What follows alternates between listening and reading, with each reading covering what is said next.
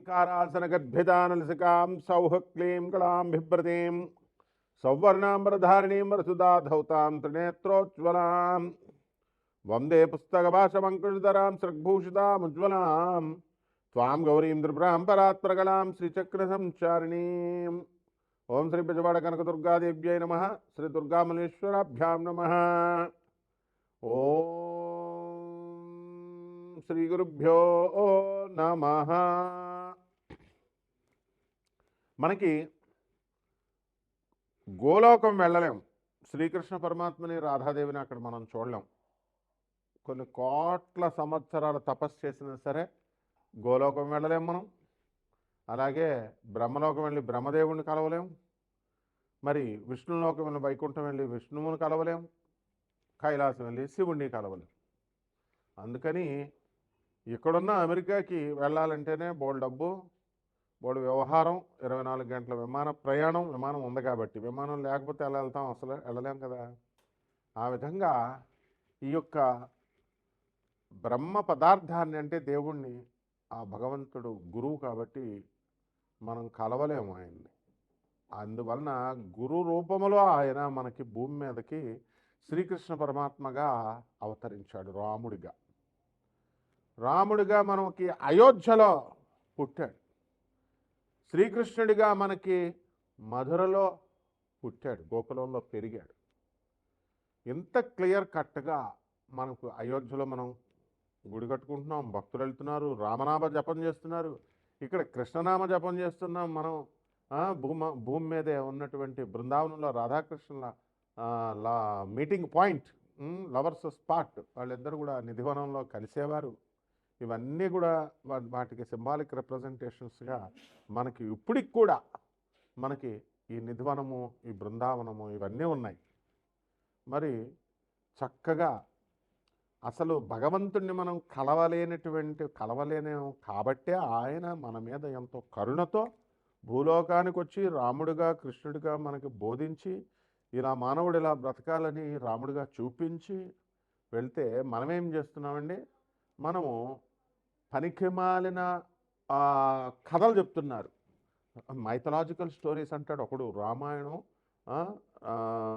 అది కావ్యం ఎవరో రాసేశారు, వాల్మీకి రాశాడు. లేకపోతే భాగవతం మనకి అదంతా కూడా జరగలేదు, మహాభారతం అంతా కూడా రాసేశారని ఇట్లా పనికిమాలినటువంటి విషయాలు చెప్తారు. మరి అటువంటి స్వామివారు సాక్షాత్తు మనల్ని జ్ఞానబోధ చేయడానికి భూమి మీదకి వస్తే మైథలాజికల్ స్టోరీ అంటున్నాము. రాముణ్ణే, కృష్ణుడి యొక్క అస్తిత్వాన్నే ప్రశ్నించే విధంగా మరి ఆ కావ్యమే తప్పు, ఆ కావ్యమే రామాయణ కావ్యమే మైథలాజికల్ స్టోరీ, అది పురాణాలన్నీ కల్పితాలంటే రాముడు కృష్ణుడు కల్పితాలనా? మరి ఏమైపోయారు? మరి ఇక్కడ మనకి కృష్ణుడు పుట్టాడు కదా, మరి మధురలో రాముడు పుట్టాడు అయోధ్యలో.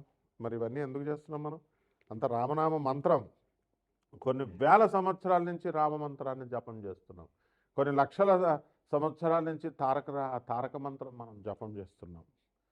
మరి మామూలు మధ్యలో వచ్చినటువంటి వాళ్ళు ఇప్పుడు వాళ్ళందరి పేర్లు మనం జపం చేస్తామా? కొద్ది కాలం ఉంటుంది, వాళ్ళది అదృశ్యమైపోతుంది. అంటే దీన్ని బట్టే మనకి అర్థమవుతుందన్నమాట. కాబట్టి గురుమండల మనం సంతోషించాలి. మనతో కాంటెంపరీస్గా ఉన్నారు, మన భూమి మీద కాలు పెట్టారు. అసలు మనం బ్రహ్మలోకానికి గెంటేస్తారు, మనం రానివారు. అటువంటిది మన భూమి మీద ఆయన స్వామివారితో మనం ఉన్నాము అనే కృతజ్ఞతాభావంతో వారు చెప్పినటువంటివన్నీ కూడా నేర్చుకుని మనం ఆదర్శవంతంగా బ్రతకాలి. ఇది గురుమండల వ్యవస్థ బాగున్న వాళ్ళకి అర్థమవుతుంది. ఇక్కడ ఏంటంటే జాతక శాస్త్రంలో గురుడు శుక్రుడు ఇద్దరు కూడా మరి గురువులుగా పరిగణించబడ్డారు. గురువేమో బృహస్పతి దేవతల గురువయ్యాడు, మరి శుక్రాచార్యుల వారు రాక్షసుల గురువయ్యాడు. మొట్టమొదటిగా పాపం దేవతల గురువు కావాలనుకున్నాడు, అదృష్టం కలిసి రాలేదు. అందువలన ఆయన్ని రాక్షసుల గురువు కావాల్సి వచ్చింది. ఆ రాక్షసుల గురువు అయినప్పటికీ కూడా ఆ రాక్షసుల యొక్క క్షేమాన్ని ఆయన కోరి ఎంత ప్రతి క్షణం కూడా ఆయన మంచిగా చెప్తున్నప్పటికీ కూడా వీళ్ళు వినకుండా ఆయన్ని ఎదిరించడం, ఆయన చెప్పిన మాట వినకుండా వాళ్ళు పతనమైపోవడం, ఈ లాస్ట్కి మన యొక్క బలి చక్రవర్తి బలి, రాక్షస చక్రవర్తి బలి కూడా అదే విధంగా అయిపోయాడు. కాబట్టి ఇదంతా మనకి గురు గురువు యొక్క కృప ఉండాలి. ఆ బృహస్పతి కూడా శుక్రాచార్యుల వారికి నమస్కారం పెడతాడు. శుక్రాచార్యుల వారి శిష్యుడు అతను. కాబట్టి శుక్రాచార్యుల వారు ఎంత మహామేధావి అంటే మొత్తం అసలు కనీసము విష్ణుమూర్తి కూడా చేత కూడా ఆశ్చర్యపోయేలా చేస్తాడనమాట. బలిచక్రవర్తిని ఆయన వెళ్ళొద్దు, లక్ష్మీదేవి వెళ్ళిపోయింది, విష్ణుమూర్తి ఒంటరివాడు అయిపోయాడు, క్షీరసాగర మదనం చేయాలి, పాలసముద్రాన్ని చిలికితేనే లక్ష్మీదేవి పుట్టాలి, దానికోసం దేవతల ఒక బలం ఒక్కటే సరిపోదు, రాక్షసుల బలం కావాలి. దానికోసం ఈ నారదుల వారిని ఇంద్రుడిని పంపిస్తాడు, బృహస్పతిని పంపిస్తే బలిచక్రవర్తి రాక్షసుల రాజు దగ్గరికి పంపించి సహాయం కోరితే బలిచక్రవర్తి ఆలోచిస్తుంటే శుక్రాచార్యులు వారు చెప్తారు, మా దగ్గర సంజీవని విద్య ఉంది, మా రాక్షసులకు ఏం కాదు, చచ్చిపోయిన వాళ్ళు మేము బతికిస్తామంటే మీ దేవతల కోసమే అంటే, అందుకే దేవతలకు అమృతం కావాలి, దాన్ని మేము చిలకాలి అని వాళ్ళు అంటారు. ఆ అమృతాన్ని అందరినీ పంచుతామంటారు. నమ్మొద్దు, వీళ్ళ మాటల్లో చక్రంలోకి వెళ్ళొద్దు అంటే నారదుడు ఏం చెప్తాడు, మీరు వచ్చినా రాకపోయినా మేము యక్షగంధర్వ కిన్నర కింపురుషాది శక్తుల్ని మేము వాళ్ళ యొక్క సహాయాలతో చేసేస్తాం ఏదో రకంగా, లేదా మానవ శక్తితో అంటే అప్పుడు ఏమంటాడు శుక్రాచార్యుడు, బలిచక్రవర్తి ఆలోచనలో పడిపోతే, వద్దు, ఈ నారదుడు నిరంతర విష్ణునామన పారాయణ చేసేటటువంటి వాడు, ఇతని మాటల మాయాజాలంలోకి వెళ్ళొద్దు అన్నా సరే బలిచక్రవర్తి ఒప్పేసుకుంటాడు. ఒప్పేసుకుంటే అప్పుడు శుక్రాచార్యుడు కోపం వచ్చి సహాయం చేయడానికి బలిచక్రవర్తి తాను చెప్పినా సరే వినకుండా ఆ దేవతలకు సహాయం చేస్తున్నాడని చెప్పి వెళ్ళిపోతాడు. వెళ్ళిపోతే సింహాసనం దిగి వెళ్ళిపోతే అప్పుడు ఇంద్రుడు ఏం చెప్తాడు, సరే మీరు నాకు చెప్పారు కాబట్టి నేను కూడా మీకు మాట ఇస్తున్నాను, ఈ దేవతలు కొంతకాలం రాక్షసుల పాటు క్షీరసాగర మదనం జరిగేంత వరకు వాళ్ళ పట్ల ద్వేషం పెంచుకోరు అని చెప్తాడు. చెప్పిన తర్వాత ఈ యొక్క నారదుల వారు అందరూ సంతోషించి వెళ్ళిపోతుంటే అప్పుడు విష్ణుమూర్తి దగ్గరికి వెళ్ళి విజయం సాధించామని చెబితే విష్ణువు ఎంత కరుణామయుడో చూడండి. ఆయన ఏమంటాడు, శుక్రాచార్యులు వారి గురువుని ఎదిరించాడు బలిచక్రవర్తి, అందువలన గురువుని ఎదిరించిన తర్వాత ఇంక నువ్వు అది సక్సెస్ కాదు, నేను అసలు ఈ క్షీరసాగర్ మదనం చేయగలను చేయలేను, అది సక్సెస్ అవుతుందో అవ్వలేదో, అవాంతరాలు వస్తాయి. గురువు ముందు బలిచక్రవర్తి శుక్రాచార్యుని ప్రసన్నం చేసుకోవాలా, శరణు వేడాలి, అప్పుడు మాత్రమే మీకు వస్తుంది అని చెప్తాడు. చూసారా, అది గురువు యొక్క గొప్పతనం. అందువలన మనకి జాతకాల్లో ఎప్పుడైనా సరే మీకు అందరికీ కూడా ఏమండి చాలా పూజలు చేస్తాం, చాలా జపాలు చేస్తాం, హోమాలు చేస్తాం అని చెప్పినప్పుడు మీకు అందరికీ ఎందుకు రావడం లేదంటే, ఈ మీరందరూ కూడా ఈ యూట్యూబుల్లో చెప్పేటటువంటి జ్యోతిష్కుల్ని, లేకపోతే పంతులు గారుల్ని, లేకపోతే వీళ్ళందరినీ ప్రవచనకారుల్ని, వీళ్ళని గురువులు అనుకుంటున్నారు. వీళ్ళ గురువులు ఎన్నటికీ కాలేరు. మరి ఎవర్రా అంటే జగద్గురువు ఆదిశంకరాచార్యులు వారు, రామానుజాచార్యులు వారు, మధ్వాచార్యులు వారు, అలాగే స్వామి వివేకానందుడు ఆదిశంకరాచార్యుల వారు. మరి వీళ్ళందరూ కృష్ణం వందే జగద్గురుం శ్రీకృష్ణుడు, దత్తాత్రేయుడు, దక్షిణామూర్తి, వీళ్ళు ఎప్పుడైనా మూఢనమ్మకాలు పెంచారా మీకు? పెంచలేదు. ఎప్పుడైనా సరే మిమ్మల్ని ఈ దీపం ఇటు పెట్టండి, దేవుడే పెట్టండి, భక్తుడే పెట్టండి అని చెప్పారా? నైవేద్యాలు ఎన్ని రకాలు పెట్టండి, ఈ ముహూర్తం సూర్యోదయం లోపల అయిపోయేలాగా పూజ చేసేయండి, అప్పుడు మీకు వచ్చేస్తాయి, అసలు పూజ చేసేయండి మీకు అన్నీ కూడా లాభాలు వచ్చేస్తాయి అని ఎప్పుడైనా బోధించారా వాళ్ళు? నీ యొక్క సోల్ గురించే చెప్తారు. నీ ఆత్మ పరమాత్మలో కలవాలి, ఇద్దరికీ కూడా తేడా లేదు, నువ్వే పరమాత్మవి, నిన్ను నువ్వు తెలుసుకో, భగవంతుడిని తెలుసుకో, అంతేగాని భగవంతుని చూడడానికి ప్రయత్నించకు, చూడలేవు అని చెప్పారు. మరి అందువల్లనే ఇవన్నీ కల్పితాలు కాదు, వేదఘోష అంతా కూడా శాశ్వతమైనటువంటిది, స్వయంజనితమైనటువంటిది. కాబట్టి ఇది తెలుసుకున్నప్పుడే మీకు పూజలు ఎన్ని పూజలు చేసినా ఎన్ని నోములు చేసినా సక్సెస్ అవుతాయి. కాబట్టి మీ యొక్క ద్వాదశ రాశుల వారి మీద కూడా ఈ యొక్క గురు యొక్క శుక్రు యొక్క ప్రభావము ఎలా ఉంటుందో మనం చెప్దాం. మరి ఇటువంటి జ్ఞానం కావాలి మీకు, జాతకాల్లో మీకు కలిసి రావట్లేదంటే మీ పర్సనల్ చార్ట్ని చూడాల్సినటువంటి అవసరం ఉంటుంది. కాబట్టి మీ డేట్ ఆఫ్ బర్త్ని, టైంని, ప్లేస్ ఆఫ్ బర్త్ని కూడా మీరందరూ కూడా వాట్సాప్ ద్వారా మాకు పంపించాలి. అంతేగాని ఊరికనే ఫోన్లు చేస్తే ఏమొచ్చేస్తుందమ్మా, ఫోన్లో ఫోన్ నెంబర్లు పోతాయి, మేము చూడలేం. అప్పుడు మాకు ఖాళీ ఉన్నప్పుడు మేము చేయగలుగుతాము. అండ్ నాన్ కమర్షియల్ బేసిస్తో మేము చెప్పడం జరుగుతుంది. కాబట్టి అమెరికన్ టెక్నాలజీ, మోడర్న్ టెక్నాలజీతో, నాసా రిపోర్ట్స్తో చూసి, లైవ్ రిపోర్ట్స్తో చూసి ఈ యొక్క ప్రాచీన జ్యోతిష శాస్త్రాన్ని మా ఆధునికమైనటువంటి మోడర్న్ ఆస్ట్రాలజీని రెండింటిని కలిపి బ్లెండ్ చేసి చెప్పడం జరుగుతుంది. కాబట్టి ఈ ద్వాదశ రాశుల వారి మీద ఈ గురు శుక్రుల యొక్క ప్రభావం ఏ విధంగా ఉంటుంది, దానివల్ల మనకి ఏ ఫలితాలు వస్తాయో మనం ఈ 2026 సంవత్సరంలో మనం తెలుసుకుందాం.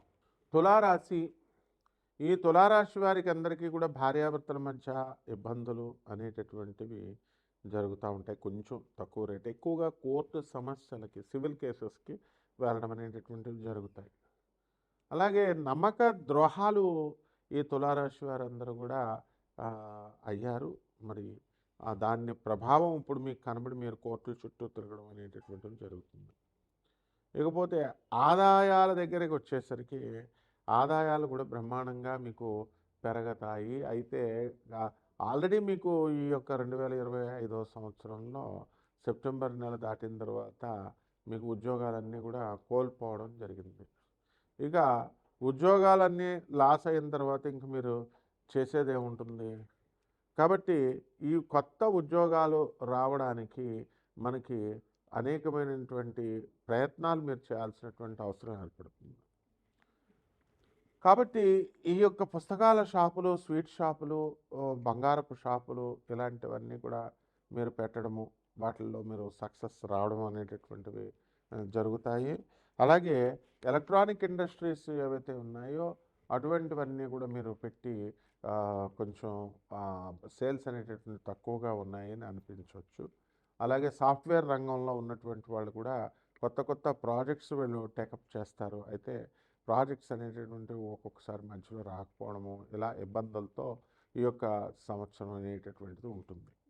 అయితే ఈ యొక్క శని మనకి వక్రించి షష్ఠ స్థితిగతుడై ఉన్న కారణంగా మనకేమవుతుందంటే చక్కగా ఆరోగ్యము బ్రహ్మాండంగా ముందుకు వెళ్ళడము అనేటటువంటివి జరుగుతాయి. కాబట్టి ఈ రకంగా మనకి ఈ కొత్త ఉద్యోగాల్లో మీరు ఎక్కడం, కొత్తగా మీకు పెళ్ళిళ్ళు అవ్వడము, విద్యార్థులు కూడా బ్రహ్మాండంగా మీకు మంచి మార్కులతో మీరు పాస్ అవ్వడము, ఇలాంటివన్నీ కూడా జరుగుతాయి. అండ్ స్కూల్స్, కాలేజెస్ రన్ చేస్తున్నటువంటి వాళ్ళు, హాస్పిటల్లో వ్యాపారాలు, ఇవన్నీ కూడా బ్రహ్మాండంగా ముందుకెళ్ళడం అనేటటువంటివి జరుగుతాయి. ఇక ట్రాన్స్పోర్ట్ రంగంలో ఉద్యోగాలు చేస్తున్నటువంటి వాళ్ళు కూడా మనకి కొంచెం ప్రమోషన్స్ కూడా రావడానికి అవకాశాలు అధికంగా కనబడుతున్నాయి. ఇక శుక్ర మూఢమి కాబట్టి ఫిబ్రవరి 1, 2026 సంవత్సరం వరకు కూడా మనకి ఒక శుక్రమూఢంలో మనకు శుక్రుడు పనిచేయడు. అదేవిధంగా ఈ యొక్క తులారాశి వారి కేంద్రంలో ఉన్నటువంటి గురు బలము అనేటటువంటిది మనకి జూన్ 2, 2026 సంవత్సరం తర్వాత రావడం జరుగుతుంది. కాబట్టి మీకు అనుకూలంగా మీకు కోర్టు తీర్పులు రావడానికి అవకాశాలు ఉన్నాయి.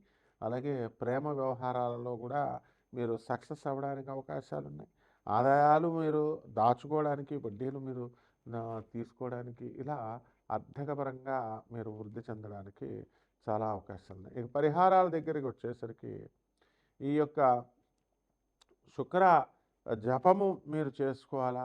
అలాగే శుక్ర స్తోత్రాలు చదవాలా. శుక్రుడికి కిలోంపావు బొబ్బర్లని తెలుపు రంగు వస్త్రాలనిచ్చి పేద బ్రాహ్మణులకి మనము శుక్రవారం నాడు ఉదయం 6 గంటలకు దానం చేసుకోవాలి.